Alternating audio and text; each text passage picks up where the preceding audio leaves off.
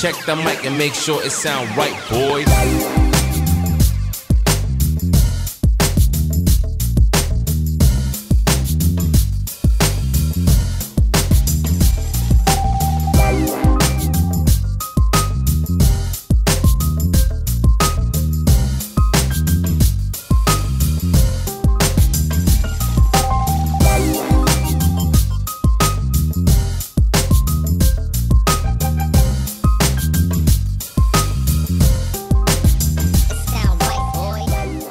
Halo guys, jumpa lagi di Sikaro Heavy. Film yang akan saya sampaikan kali ini berjudul 187. 187 atau 187 sendiri merupakan kode kepolisian untuk tindak pembunuhan. Film yang dibintangi oleh Samuel L. Jackson ini menceritakan tentang perjuangan para guru menghadapi murid bermasalah yang merupakan hasil dari gagalnya sistem pendidikan dan buruknya lingkungan. Trevor Garfield atau biasa dipanggil oleh Mr. G merupakan guru IPA yang memiliki hasrat dan semangat mengajar. Saat mengajar di SMA Roosevelt Whitney, Brooklyn, dia mendapatkan pesan ancaman dari muridnya, Dennis, yang dendam dengannya karena mendapatkan nilai buruk di kelasnya. Yang kemudian saat jam pelajaran selesai, Mr. G mendapatkan serangan dari Dennis dengan menusukkan paku bertubi-tubi di perut belakangnya. 15 bulan kemudian, Mr. G yang sudah pulih mendapatkan panggilan mengajar kembali sebagai guru pengganti di SMA John Quincy Adams, Los Angeles. Rasa trauma yang masih membekas di benak Mr. G coba dia tekan saat memasuki sekolah, hingga tanpa sengaja dia salah memasuki kelas sejarah yang diajar oleh Dave. Saat memasuki kelas tujuannya, Mr. G mendapati kenyataan bahwa dia menggantikan guru yang mengajukan cuti panjang dengan alasan kejiwaan. Gak heran karena kelas yang sekarang dimasuki Mr. G merupakan kumpulan anak bermasalah, yang diantaranya ada geng murid bernama KOS yang diketuai oleh Benny, seorang murid bermasalah yang sedang menjalani tahanan rumah dengan alat pelacak kaki. Di awal pertemuan, Benny sendiri langsung menegaskan bahwa dia tidak mempedulikan dengan status Mr. G sebagai guru. Selain Benny, anggota utama KOS ada Cesar, Stevie, dan Paco. Walau begitu, masih ada murid yang cukup pintar di kelasnya bernama Rita, yang dimana dia selalu menjadi bahan perundungan dari geng KOS. Saat istirahat makan siang, Mr. G bertemu kembali dengan Dave dan Ellen, guru komputer. Dave yang baru mengetahui riwayat mengajar Mr. G, menyadari bahwa Mr. G adalah guru yang kasusnya pernah heboh karena diserang oleh siswa. Usai jam pelajaran, Ellen curhat ke Mr. G tentang Benny yang dijatuhi hukuman tahanan rumah dengan dakwaan 2 kali penyerangan. Ellen sendiri merupakan salah satu saksi yang ikut memberatkan dakwaan Benny. Setelah itu, Benny pernah menyatakan akan membalas Ellen dan meneror kehidupan pribadinya. Sementara itu, Benny yang selagi jalan sama geng KOS menemukan bahwa gambar grafiti mereka dicoret-coret sama geng murid sekolah lain. Kesal, Benny dengan santai membunuhnya dan pergi ngeloyor. Setelah malam itu, Benny tak pernah terlihat masuk ke sekolah lagi. Ellen yang senang dengan ketiadaan Benny mengucapkan terima kasih ke Mr. G telah mau mendengarkan curhatnya lain hari lalu. Hubungan mereka pun menjadi lebih dekat seperti halnya TTM yang saling mencurahkan kegalauan dan minat hati. Suatu malam, Mr. G menceritakan tentang dirinya tentang kejadian penyusukan dulu. Semenjak kejadian itu, Mr. G merasa kehilangan gairah dan kepercayaan terhadap keamanan dirinya sebagai pengajar. Perasaan trauma itu terus mengganggunya. Tapi dia juga berusaha untuk mencari sisi positif untuk menjalani semuanya. Saat pelajaran biologi, Mr. G mempraktekkan tentang pembiusan seekor tikus lab dengan obat penenang yang dimilikinya. Untuk menandai waktu dosis kerja obat, Mr. G memakai jam saku antik milik kakeknya. Cesar yang melihatnya tertarik dan mengatakan ingin memilikinya. Saat jam pelajaran usai, tiba-tiba jam saku itu menghilang. Mr. G yang menduga pelakunya adalah Cesar melaporkannya ke Garcia, kepala sekolah. Tapi karena kurangnya bukti, Garcia melepaskan Cesar pergi walau Mr. G meminta untuk menggeledah lemari loker milik Cesar. Mr. G yang masih belum terima dan yakin dengan dugaannya, mencuri data kode pintu loker Cesar di ruang kesiswaan dan memasang kamera di sudut ruangan kelas. Pulangnya, Ellen yang nebeng mengatakan akan pergi keluar kota untuk mengikuti konferensi komputer.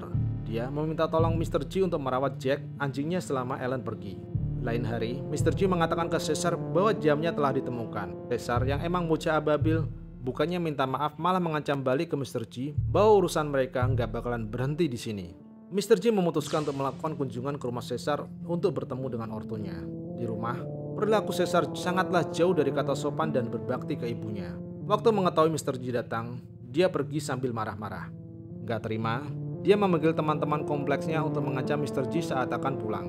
Esoknya, Mr. G mendapati kelasnya berantakan, kamera videonya dihancurkan, dan tikus labnya dibunuh dengan brutal. Mr. G yang menduga bahwa Cesar pelakunya mengkonfrontir Cesar. Cesar yang berlagak nggak tahu menau menantang balik karena merasa dituduh tanpa bukti. Sorenya, Mr. G menjemput Ellen yang baru pulang di bandara. Saat sampai di rumah Mr. G, mereka mendapati Jack mati terjerat rantai di pagar pintu rumah Mr. G. Ellen yang terpukul, terdiam dan gak mau menanggapi perhatian Mr. G. Mr. G yang menyelidiki mendapati tulisan KOS di pintu pagar rumah menduga bahwa Caesar lah pelakunya. Caesar yang lagi teler di pinggir jalan raya tiba-tiba ditembak dengan panah bius dan pingsan. Sementara itu, Ellen yang di rumah sendirian tanpa sengaja menemukan kalung Rosario di laci dapur Mr. G. Esoknya, Caesar terbangun dan mendapati jari telunjuknya telah putus. Polisi yang menerima laporan saat di rumah sakit tidak percaya dengan tuduhan Caesar terhadap Mr. G, karena Caesar sendiri memiliki catatan sebagai anak bermasalah. Caesar mendapatkan kembali jarinya yang dikirim dengan bungkus amplop di rumah sakit dengan tulisan, "Apakah kamu sudah selesai?" Di lain pihak, Ellen juga mendapatkan pelecehan dari Stevie, teman geng Caesar saat mengajar di kelas. Ellen meminta Stevie untuk pergi ke ruang guru BP. Stevie yang anak orang kaya mengancam balik Ellen bahwa dia bisa dipecat dari guru dan pergi. Ellen yang menyusul ke ruang guru tanpa sengaja bertemu Ibu Benny. Ibu Benny ingin menanyakan keberadaan Benny karena khawatir dengan berita ditemukannya mayat seorang pria di sungai. Ellen yang gak tega menemaninya ke kantor forensik untuk memastikan mayat yang ditemukan. Setelah memastikan itu mayat Benny, Ellen menanyakan apakah ada kalung Rosario di badan Benny. Dokter forensik menyebutkan tidak ada barang itu di daftar barang milik mayat. Malamnya, Ellen mendatangi Mr. G menanyakan tentang keterlibatannya atas matinya Benny hingga masalah terpotongnya jari Caesar. Mr. G tidak mengakui juga tidak menyangkalnya. Sebaliknya, Mr. G mengatakan bahwa mereka berdua adalah produk dari buruknya lingkungan dan sistem pendidikan yang gagal. Jadi, apa yang telah mereka lakukan pasti akan mendapatkan balasan yang setimpal. Ellen yang kecewa pergi dan menyatakan gak mau mengenal lagi Mr. G. Esoknya, saat festival di sekolah, Rita diserang oleh Caesar dan geng. Mereka menyalahkan Rita karena dekat dengan Mr. G. Rita nggak berdaya dikeroyok hingga akhirnya satpam sekolah dan guru datang menolongnya. Sekolah mengadakan rapat wali mengenai pembunuhan Benny. Para wali murid menanyakan jaminan keamanan bagi para murid. Stevie berteriak menuduh bahwa semua itu dilakukan oleh Mr. G. Sambil lari keluar, dia meneriakkan ancaman bagi Mr. G. Selesai acara, Dave mengajak Mr. G yang ingin pulang nongkrong dulu. Sambil agak mabuk, Dave menawarkan pistol buat jaga diri bagi Mr. G. Tapi Mr. G menolak dan pulang dengan marah karena tanpa sengaja Dave mengatakan bahwa dia pernah meniduri Rita dan menuju Mr. G juga melakukan hal yang sama karena Mr. G nampak sedang dekat dengan Rita. Esoknya, Rita tidak masuk sekolah dan datang bimbingan belajar dengan Mr. G. Mr. G yang khawatir mengunjungi rumah Rita. Mr. G mengatakan bahwa Rita nggak perlu khawatir dengan gangguan di sekolah, bahkan itu oleh Dave. Rita yang mengetahui bahwa Mr. G tahu tentang dia pernah melakukan hubungan dengan Dave, marah dan tidak menanggapi Mr. G lagi. Di sekolah, Mr. G dipanggil oleh Garcia yang menyampaikan demi meredakan isu pembunuhan Benny, kontrak kerja Mr. G sebagai guru pengganti akan diputus sebelum akhir semester selesai. Dengan sedih, Mr. G mengambil barang-barangnya dan pulang. Saat sampai di mobil, dia mendapati angka 187 dicoret di pintu mobil. Begitu juga di rumahnya penuh dengan coretan. Sementara itu, Caesar, Stevie, dan Paco mengikutinya dan seperti siap melakukan pembunuhan terhadap Mr. G. Mr. G yang tahu menanti dan menyambut mereka dengan tenang di ruang tamu. Caesar yang terlihat gusar menodong dan menanyakan kebenaran tentang pembunuhan Benny dan jarinya. Mr. G mengakui bahwa dialah pelakunya.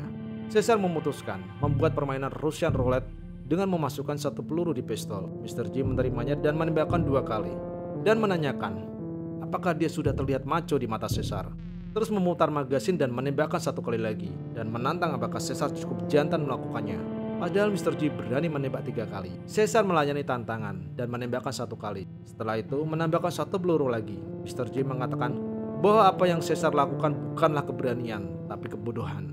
Suatu hal yang sia-sia untuk membunuh Mr. G. Karena jati diri Mr. G sudah mati semenjak dia kehilangan semua harapan dan semangat menjadi pengajar. Mr. G menantang Caesar kembali karena dia baru menembakkan 1 kali. Sambil mengatakan bahwa hidupnya penuh dengan omong kosong. Saat Caesar mulai bimbang dan ketakutan, Mr. G nekat mengambil pistol terus menembakkan dan terkejut dengan keberanian atau kegilaan Mr. G, Caesar mengambil pistol dan membuktikan bahwa dia juga berani. I'm gonna beat this bitch. Caesar, no!